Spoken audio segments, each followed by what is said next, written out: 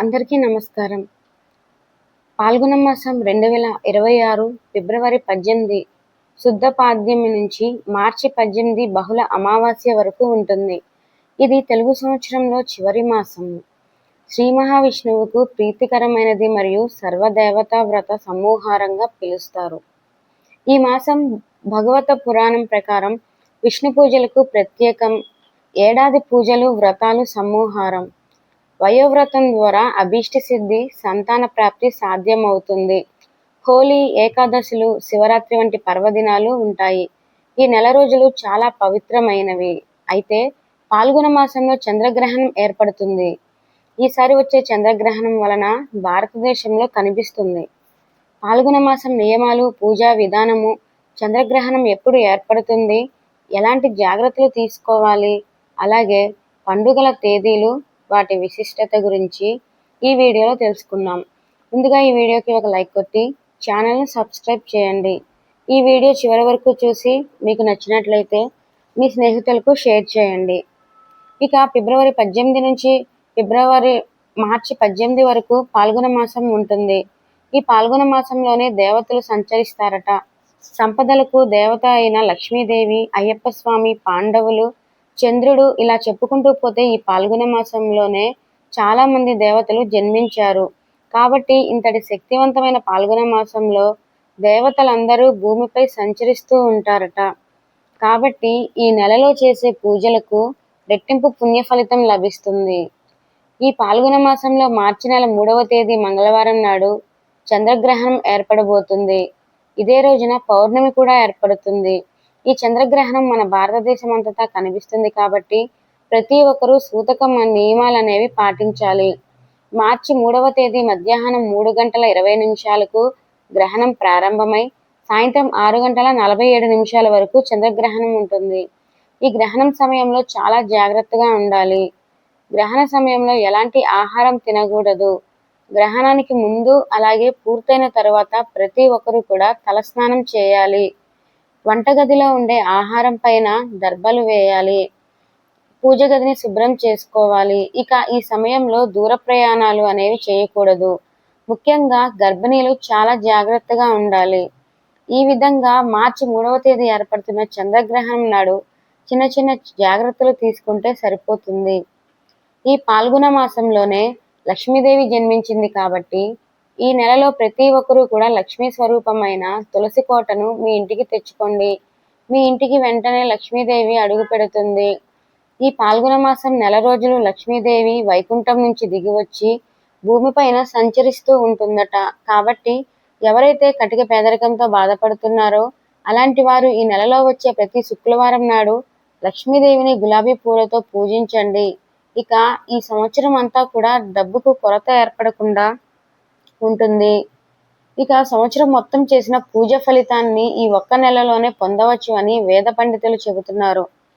కాబట్టి ఈ పాల్గొన మాసానికి చాలా శక్తి ఉంటుంది. ఈ రోజు వీలైనంత ఎక్కువగా ఇంట్లో దీపారాధన చేసుకోండి.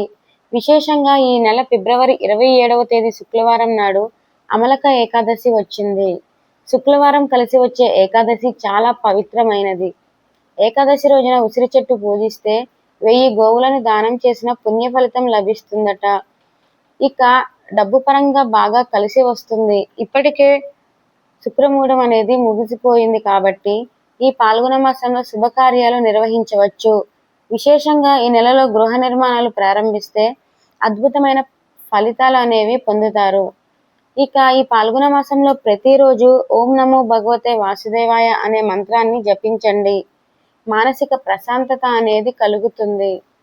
ఇక తమలపాకుకు ధనలక్ష్మీదేవిని నివసిస్తుంది కాబట్టి ఈ పాల్గొన మాసంలో తప్పనిసరిగా మీ ఇంటికి తమలపాకు కట్టుకోండి. ఇంట్లో అవసరమైన ఖర్చు తగ్గి మీ కుటుంబ ఆదాయం అనేది పెరుగుతుంది. అన్నిటికన్నా ముఖ్యంగా ఈ పాల్గొన మాసంలో ఒక లక్ష్మీదేవి విగ్రహాన్ని తెచ్చుకొని మీ పూజ గదిలో పెట్టుకోండి. ఇక మీ ఇంటిపై ఎల్లవేళలా లక్ష్మీ కటాక్షం అనేది ఉంటుంది. ఇక దీపారాధన చేసేవారు 5 ఒత్తువులు దీపారాధన చేయండి. మీ పూజకు రెట్టింపు ఫలితం దక్కుతుంది. ఆవు నెత్తితో దీపారాధన చేయండి. ఇక భార్యాభర్తల మధ్య గొడవలు ఉన్నవారు కొబ్బరి నూనెతో దీపారాధన చేయండి.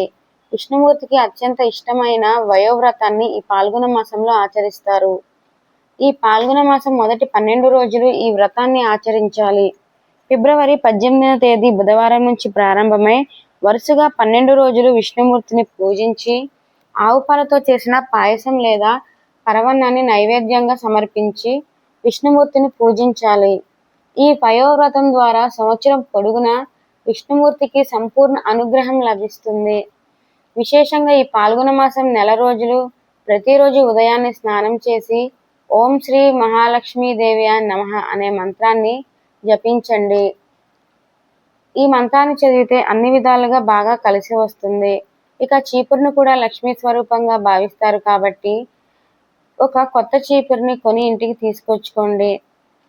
దేవతలకు అలాగే పక్షులకు చాలా దగ్గర సంబంధం ఉంటుంది కాబట్టి ఇంటి ముందుకు వచ్చే కాకులకు లేదా పక్షులకు ఖచ్చితంగా ఆహారం వేయండి.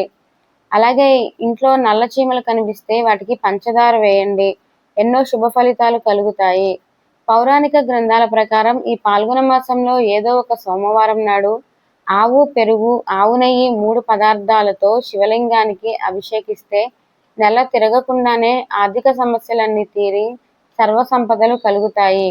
అంతటి శక్తివంతమైన ఈ పాల్గొన మాసాన్ని చంద్రుడు జన్మించాడు కాబట్టి ఈ నెలలో వెండి వస్తువులు కొని మీ ఇంటికి తెచ్చుకుంటే మీ ఇంటిపై ఎల్లవేళలా లక్ష్మీ కటాక్షం ఉంటుంది.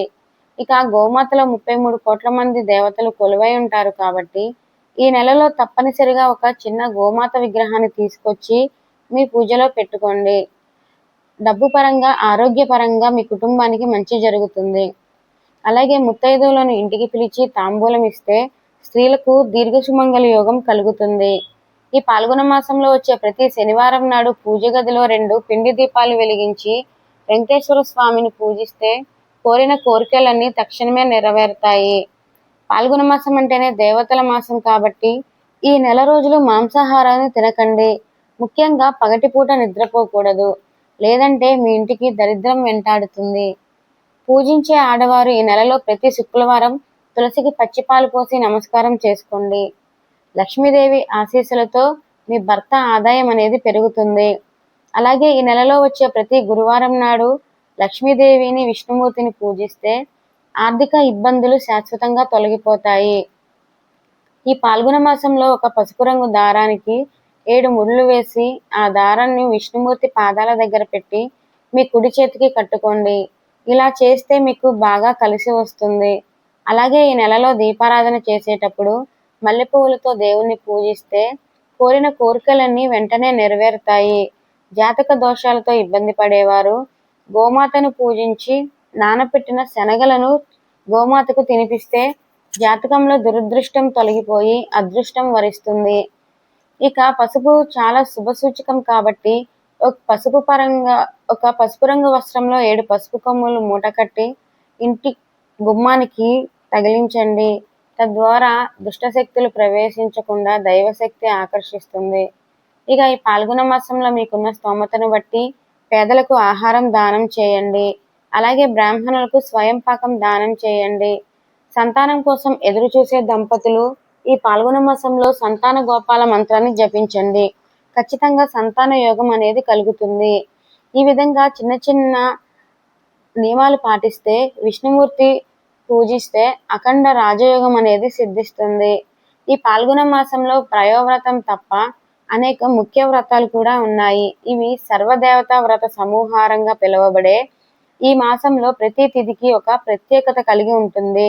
ముఖ్యంగా అవిఘ్న గణపతి వ్రతం, పుత్ర గణపతి వ్రతం శుద్ధ చతుర్థి చవితి రోజు ఫిబ్రవరి 21 నుండి గణపతి పూజ, ఉపవాసము, భద్ర చతుష్టయం, విధియ వ్రతము, పాడ్యమి, లక్ష్మీనారాయణుల పూజ, అనంత పంచమి వ్రతం, శుద్ధ పంచమి, శుద్ధ సప్తమి, దుర్గాష్టమి, అలాగే శుద్ధ నవమి, అమలక ఏకాదశి, ఉసిరి ఏకాదశి, శుద్ధ ఏకాదశి, ఉపవాసము మరియు విష్ణు యొక్క పూజ, గోవింద ద్వాదశి, నృసింహ ద్వాదశి, శుద్ధ ద్వాదశి ఫిబ్రవరి 28, గంగా స్నానము, నృసింహ స్తోత్రము, మహేశ్వర వ్రతము, శుద్ధ చతుర్దశి. ఈ వీడియో మీకు నచ్చినట్లయితే లైక్ చేయండి, షేర్ చేయండి, ఛానల్ని సబ్స్క్రైబ్ చేయండి.